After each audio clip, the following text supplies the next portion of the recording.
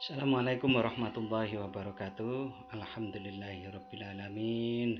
Wassalatu wassalamu ala asyrafil anbiya'i wal mursalin Sayyidina wa maulana Muhammadin wa ala alihi wa ashabihi ajma'in. Rabbi syrah li sadri wa yassir li amri wahlul 'uqdatam min lisani yafqahu qawli. Rabbi zidni ilma warzuqni fahma, amin ya rabbal alamin. Saudara-saudari, pada pertemuan sesi kali ini pokok bahasan tentang mean, median, dan modus. Nah, ini saya berikan satu ilustrasi yang nanti kita bisa melihat manfaat mean, median, dan modus dalam keseharian pendidikan. Saya akan menyampaikan di dalam video ini nanti ada definisi apa itu mean, median, modus, lalu rumusnya, lalu contoh perhitungan manualnya, dan contoh dengan bantuan SPSS. Oke, kita lanjut dengan membaca basmalah bersama-sama. Bismillahirrahmanirrahim. Saudara-saudari, kita mean, median, modus itu adalah ukuran gejala memusat atau central tendency. Pada pertemuan yang lalu kita sudah membahas tentang penyebaran frekuensi data yang disajikan dalam bentuk tabel gitu ya. Tetapi frekuensi kumulatif dengan yang kita pelajari kemarin itu belum diketahui secara pasti kecenderungan datanya. Namun demikian seringkali kita bisa mengamati bahwa kecenderungan suatu penyebaran data adalah pada tendensi sentralnya, cenderung pada kondisi rata-rata, tengah-tengah, atau nilai apa yang sering muncul. Contoh, data religiositas yang sudah dibagikan kemarin hasilnya diantaranya adalah sebagai berikut. Ini kita menggunakan SPSS. Min-nya 72, artinya rata-rata dari data yang kemarin, yang data praktik 2017 itu, di situ ditemukan bahwa rata-rata religiositas itu adalah 72,54, mediannya 74, sedangkan modusnya adalah 74.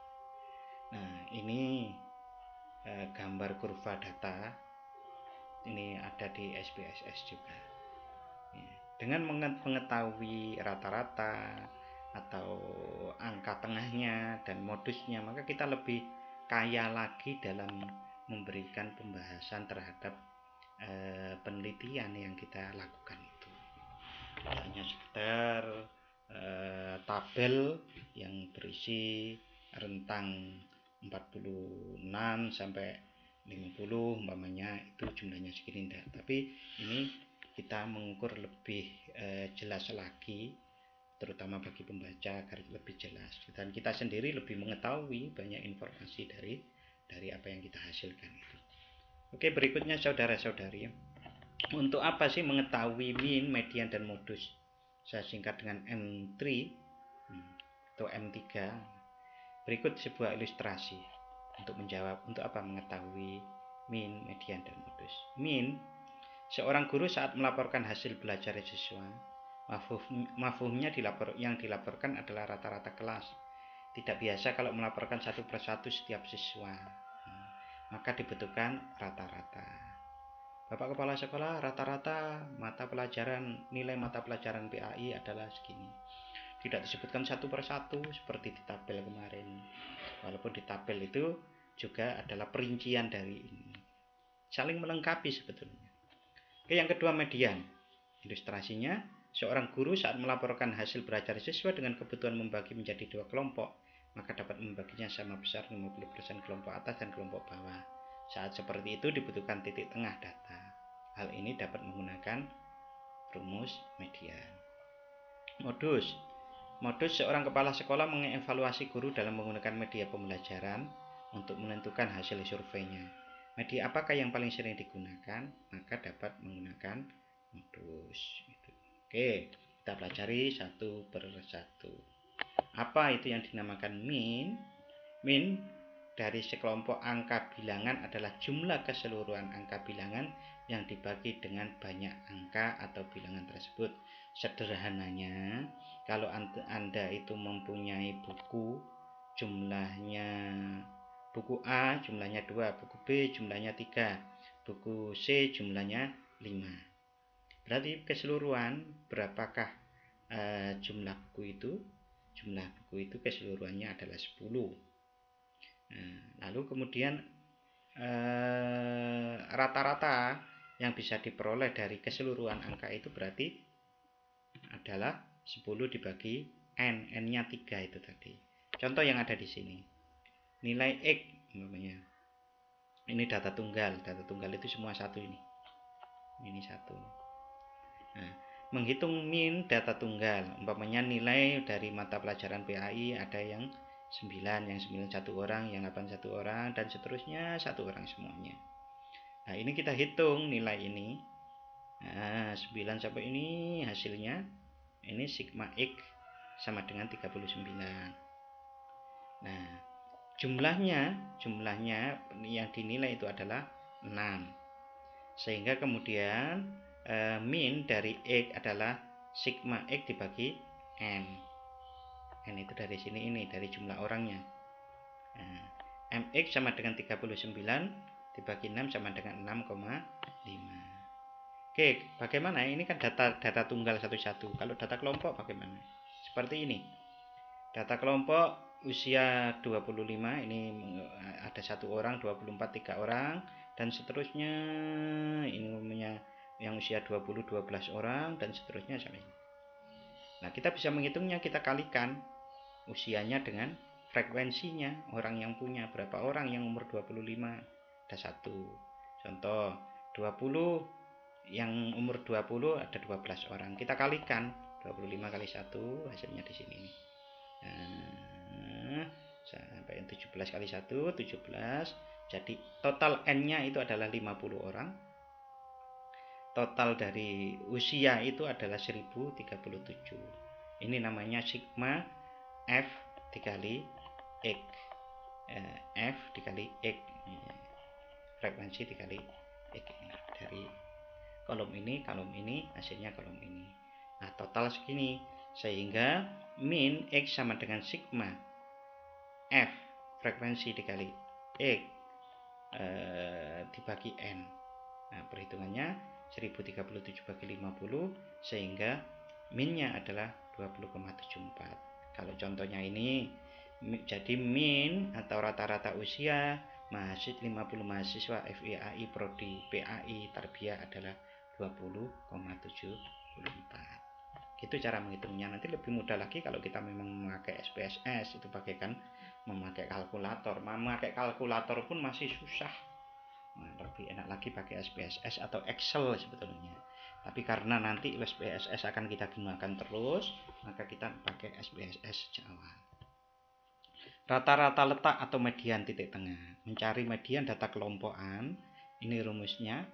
M median sama dengan B batas bawah plus 1 dibagi 2N min frekuensi kumulatif batas bawah dikali interval kelas dibagi FD. FD itu adalah frekuensi kelas median. Nah, bagaimana caranya mendapatkan BB, FKB, FD, N maupun I ini bisa digunakan bantuan dengan tabel ini. Ini BB-nya, ini FD-nya, ini FKA-nya, FKB-nya, ini N-nya. Nah, dimasukkanlah ke rumus ini. Masukkan ke rumus, nanti keluarlah hasilnya. Mediannya adalah 30,6. Dengan demikian median dari 60 nilai mata kuliah statistik adalah 30,6. Umpamanya seperti itu. Itu hanya sebuah contoh.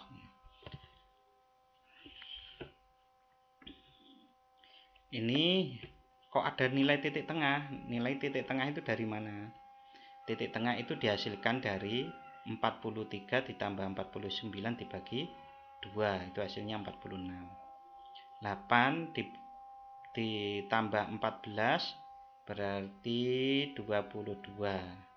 Nah, 22 dibagi 2 sama dengan 11. Nah, ini semua seperti itu caranya untuk mencari titik tengah. Kalau frekuensi ini berarti hasil penelitiannya. Nah, sedangkan FKB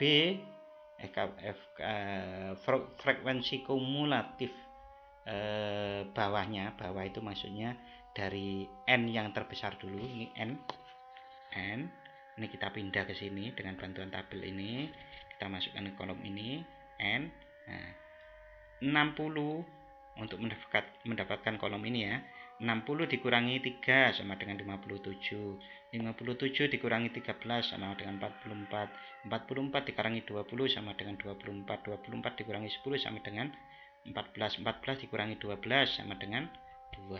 Begitu caranya. Nah, lalu ini frekuensi kumulatif atas itu adalah diambil dari FD-nya ini. FD, frekuensi dasarnya itu yang paling FD itu diperoleh dari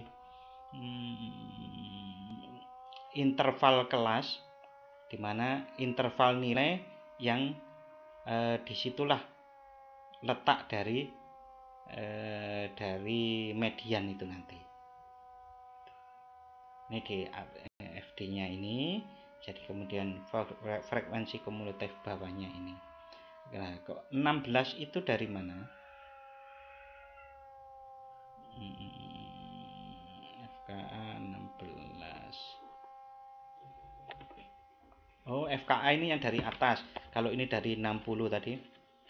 60 yang dari atas yang terbesar. Kalau ini dari bawah 60 dikurangi 2 sama dengan 58. 58 dikurangi 14 dan begitu seterusnya sampai ke atas.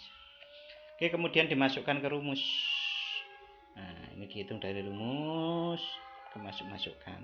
Nah, cara menghitungnya itu dahulukan yang di dalam kurung itu. Namanya seperti ini. Median sama dengan BB batas bawah plus setengah N. Setengah N itu kalau 60 berarti 30, setengah N berarti ini 30 ini. Batas bawahnya tadi BB-nya itu 28,5. 30 dikurangi 24 dikali 7 interval kelas itu jarak ini interval nilai. Nah, kita masukkan lalu FD-nya, lalu kita hitung. Nah, ini hasilnya 28,5 plus 0,3 kali 7. 0,3 kali 7 dikalikan dulu lalu ditambah 28,5. Hasilnya 30,6. Dengan demikian median dari 60 nilai mata kuliah statistik adalah 30,6. Oke, berikutnya kita modus. Modus atau mod adalah skor atau nilai yang mempunyai frekuensi terbanyak. Dengan kata lain, nilai atau skor yang memiliki frekuensi maksimal dalam suatu distribusi data. Lambang modus adalah MO. Contoh, ini ada data tunggal nomor sepatu 31, yang nomor sepatunya 31 5 orang, yang nomor sepatunya 30 15 orang. Nah, total 100 orang. Dari data di samping dapat ditebak dengan mudah bahwa modusnya adalah skor 28. Jadi nomor sepatu yang paling banyak, yang paling modus itu yang paling banyak muncul gitu loh. Itu 28. Bagaimana dengan data kelompok? Untuk mencari data kelompok, cara mencarinya rumusnya ini lower limit interval yang mengandung modus. FA frekuensi di atas interval yang mengandung modus. U itu upper limit interval yang mengandung modus. FB itu frekuensi di bawah interval yang mengandung modus. I interval. Ini FA, FB gitu ya. Bagaimana mencari modusnya? Kita masukkan nilainya ke sini dan hasilnya adalah diketahui 62. Oke, saudara-saudari, itu modus. Cara untuk mencari angka ini memang dengan bantuan tabel seperti ini tadi. Seperti ini dapatkannya. Oke, karena ini memang kalau daring itu agak sulit kita menjelaskan lebih lengkap tentang perhitungan manual.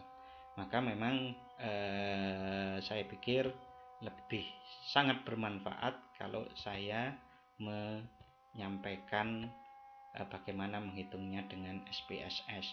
menghitung min, median, modus dengan bantuan SPSS. Oke, untuk praktek Anda bisa buka data praktek 2017.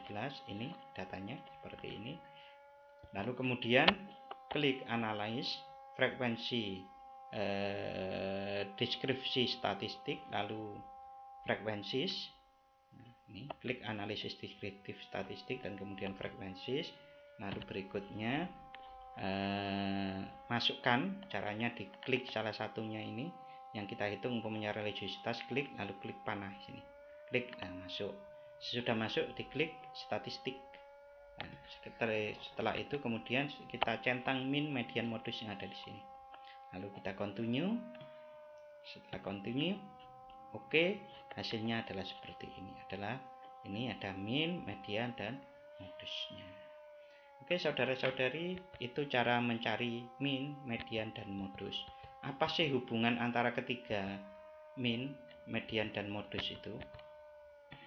Hubungan antara min, median, dan modus, jika distribusi data dalam keadaan normal atau simetris, maka posisi min, median, dan modus adalah sama besar, menempati satu titik dan saling berhimpitan.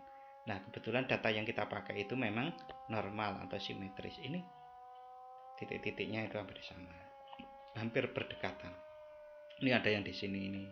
Nah, ini berarti yang tidak datanya sangat berbeda dengan teman-temannya yang lain.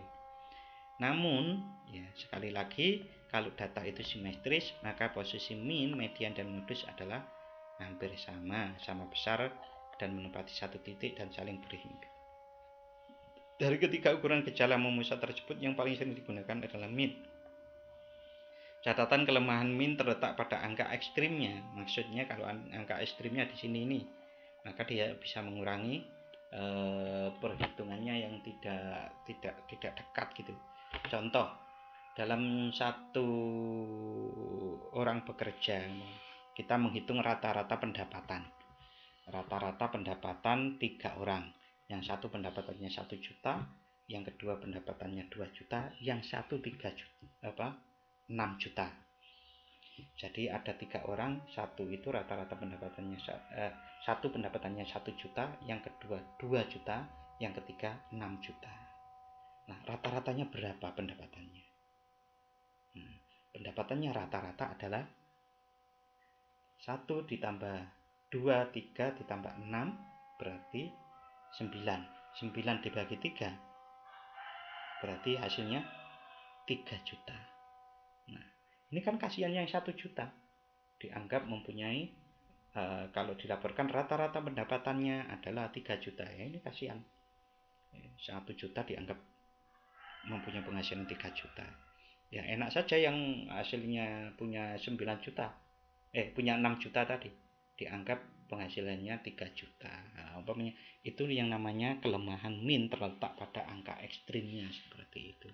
Itu saudara-saudari, mudah-mudahan apa yang saya sampaikan ini bermanfaat. Tentu ini harus diulang-ulang agar dapat paham dengan sepaham-pahamnya. Oke, terima kasih. Alhamdulillahirabbil alamin. Wassalamualaikum warahmatullahi wabarakatuh.